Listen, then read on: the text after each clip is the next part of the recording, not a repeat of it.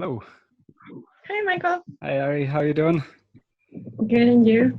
Good, good. Thanks for joining me, and well done on getting the scores you needed. Thank you. Yeah, you still excited? Yes, I actually had the first weekend like completely relaxed after, I don't know, 6 months. You didn't know what to do with yourself. No, I actually had a lot of free time. Good, good, good. You deserve it. So, Ari, first of all, can you just tell everyone a little bit about yourself? Well, I'm originally from Chile and I'm currently living in New Zealand. I came here with my partner. He's doing his PhD here in New Zealand. And I was preparing my IELTS test because I need to apply for my registration as a physiotherapist here in New Zealand. And what scores did you need for the registration? I needed an overall of 7.5 with no less than 7 on each part. And I was having issues in getting above 7 on my writing test. I did the test 3 times. Of course, the third attempt was my lucky one. The successful. And yes, but in the first attempt, I got a 6 on my writing, and in the second one, a 6.5. But both times, I achieved the 7.5 overall that I needed. It was really frustrating. Sure, close but not close enough. And what Yes. scores did you get this time then? What were your final results? I got an overall again of 7.5, listening 8.0, reading 8.5, and and speaking and writing 7.0. 7 each. Great. Yes. Okay. And can you just tell us a little bit about your IELTS journey? So like from back when you realized you needed to do the test up until now. Well, I actually wanted to start my preparation once I moved here because I wanted to practice again how to speak properly in English and, of course, improve my hearing. So I started last year in August, September, something like that. And I didn't know anything about IELTS. I actually tried a mocking test for the first time without knowing anything. And I got, I don't know, like a 6 in listening and a 6 in reading. And of course, I didn't know anything about writing. So then I started to check online what I could do. And I found a lot of the free material that you have on your webpage. I did one of the fundamental course that you provide as well. And it was really helpful for my listening and my reading because I knew how to attempt the questions. Like I knew exactly what I needed to do. So in my previous attempt, I always got above 7 and 8 in listening and reading. So that was really useful. But then I failed in the writing. So I tried again on my own to improve that part. I got a 6.5. And then I decided that I needed help because I didn't want to keep spending money and of course my time. I want to start with my next papers for get my registry here. So I decided to join to the IELTS big course. That was at the end of February. And I think that I always thought that in the writing part, the problem was, for example, in my task 2 academic, that my ideas weren't good enough. And so I always thought that that was the problem. And when I sent my first essay to the correction service, I realized that actually that was one of my strongest areas. Like I didn't have any problem with task response or idea generation. It was my grammar and my vocabulary. And I wasn't aware of any of them. And it was pretty shocking. So I thought that it was something that I wasn't going to improve in just 1 month. So I decided to just decide the next date when I was feeling confident enough and I was getting the scores that I needed on my writing. And that's what I did after I sent my third essay to the correction service and I got a 7.5. Then I decided that I was ready to decide my date. So presumably before you sent that first essay for correction, you were spending all your time trying to improve your idea generation and try to look for relevant ideas. So there was a lot of time you were wasting on an area that was already a strength of yours. Did that come as a real surprise? And like, how did you react to that? Were you somewhat annoyed with yourself, or were you happy to finally find out? It was a bit of both. I mean, I felt like, oh my God, if I ever knew before that the problem was my grammar, of course I would have focused myself on that. But I also thought that it was about my ideas and of course about the structure that I was using. Like maybe my sentences weren't specific enough, maybe my topic sentence weren't that specific or good developed. So I was just thinking about how to keep preparing good ideas. So when I saw that it was the grammar, I said, oh, that's actually a bigger problem, because in my case, I don't know if it happens to all people that speak Spanish, but we can create sentences with the words in different orders, like the adjective sometimes can come before, come after. And even, for example, using possessives from things, we say it in a different way. And when I sent my first essay, like I checked it for 2 days, and I said, okay, I think that this is the perfect essay that I can do. I check every grammar mistake that it is possible. And even though I sent that, I realized that I wasn't seeing my mistakes. And it was something that I wasn't aware of. So I thought like, yeah, probably I should have done this 3 months before and just start working on that. Hindsight. But yeah, but I think that that was the good thing, that I knew that I had my strength, that was my text response. And at that time, my coherence was compromised because of my grammar and my vocabulary. Right. But once I correct that, my text response and coherence and cohesion went up to 8. So that was my strongest area. So I knew that I just needed to focus on my grammar and my vocabulary. And that's why I did every time. And what steps did you take with grammar, and then what steps did you take with vocabulary to make sure that you weren't making those mistakes? Well, the first thing that I did, I started to find what were my mistakes in my essays. For example, I did have some issues with possessive and what actually are compound nouns. So I started to Google information about it. I read Cambridge books and everything. So I learned where were my mistakes in that moment. And then I also started to use almost all my time to check sentence structure. For example, when I was watching Netflix, that's something that I normally do, I use the subtitle in English, of course, and the sound was also in English. So I was aware about how they create the sentences, about collocations, about how they explain things.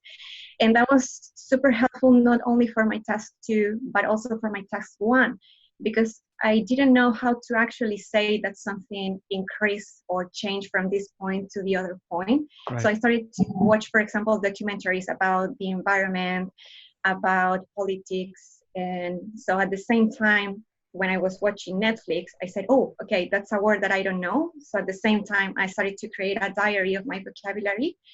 And at the same time, in a parallel, in another Excel, I started to write the sentences, like the complete grammar structure of the sentences. And then I just started to use those in my mocking essays that I was writing. And I think that's how I create, I don't know, like I had grammar structure for task 1, grammar structures for task 2, and I had vocabulary for topics like things that are more complicated for me. Health is not an issue. I have a lot of words on how to speak about health, but I didn't know enough words to talk about environment, about crimes, about political issues. Like, it's not that I cannot say anything about it, it's just that in English I don't have the words.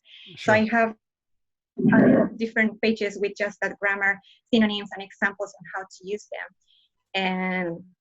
And I think that's what actually helped me. And another thing that it was really helpful was one of your advice, actually, that the best thing to increase your scores is to realize what are your mistakes, and then just try to decrease the amount of mistakes that you can have. So for example, I kept using grammar structures that sounded okay, but that actually I wasn't 100% sure that they were okay. Yeah. And same with vocabulary. I use synonyms because I wanted to paraphrase, and they sound okay, but I wasn't sure if they were actually 100% okay. So in my last essays, I just use grammar structure and I rewrite everything that I read that wasn't that correctly? That sounded weird. I just changed it again. And finally, I just create a sentences that I was completely sure that I wrote it correctly. And I think that's what I did with vocabulary and with grammar. Good. Very, very structured approach. You're like very strategic about the way you're spending your time and the way you're recording everything. It's really, really good. So you've talked about task 2 and the issue there. Was there anything in task 1 that needed changing, or was it basically the same thing again? Task 1, I think it wasn't that much about grammar. I mean, it was about grammar. I needed to learn how to explain things. I did have the structure. I followed that for your fundamental course as well. But I think that the tricky part is to be able of finding the key features and summarize the information. For example, in my first attempt, I got a huge table with lots of data. It was like 3 columns and I don't know how many data. So it was overwhelming at that moment. And I didn't know how to pick that information. So when I started the course, and I think that was one of the things that I saw, like the most videos were about task 1, tables and bar graph with a lot of data, because I wanted to know how I could do that. And it's something that you need to train yourself, because it's not something that we can all do in our daily basis. It's not something that you would ever run into outside the IELTS test. It's very unique to IELTS, definitely. It's very specific. So I had to work on that and how to pick up key features and just pick up 2 or 4, because sometimes I saw more than 4. It was like, oh my God, but I think there are 6 things that are important. And that, of course, make my task 1 be more than 150 words. And so I just started to work on that, following the structure, trying to every time keep simpler and simpler everything. And at the end, I think that I use the same I use the same strategy, like trying to only focus in on what was harder for me. For example, line graphs were something really easy for me. Like I could answer those questions really fast. But pie charts, tables, and bar graphs, but almost everything else, were more complicated to me. So I decided to use most of my time to do that, and then move forward with the next one until I feel confident enough with all types of task 1 questions. And before you did the test, were you comfortable enough that whatever type of question, whatever type of graph they were going to give you, you were ready to tackle it? Yes. I actually sent one task 1 question to the correction service. I actually sent one table with a lot of data to make sure that I was ready to attempt those kind of questions, because I think that was my top 1 in the level of how hard it was for me. And I got a 7.5 as well in that one. So I said, okay, I think if you can I'm do ready. If I could ones, you can do the easy ones, right? Yes. So do that. But with task 1, so like you're saying, it's a very specific thing to IELTS, but was there any moment where you realized, okay, now I get it. Now I know what I should be looking for, or now I know how to organize it? Was there any one thing that happened, one thing you learned or one thing you discovered where it all started to make sense for you? I think that it sounds really like a really general advice, but it is something so obvious. Is to look at the graph and see what is the most obvious thing that comes to your mind. Like, what is the thing that you cannot skip to see in it? Like, for example, in a bar chart, it wasn't about seeing where were the biggest. Probably was, I don't know, where were the biggest difference between one thing and the other one. That it was more evident than just see what it was highest, what was the lowest. With line graphs, as it was about trends, like knowing what was the purpose of the graph. Seeing a line graph, I knew that I had to think, okay, what is the purpose of this? Showing a trend. So what is the trend? What happened with this one? What happened with that one? I think it was all about thinking about what the graph wanted you to describe, and to think what was the most obvious thing that almost everyone can see if they watch the same chart.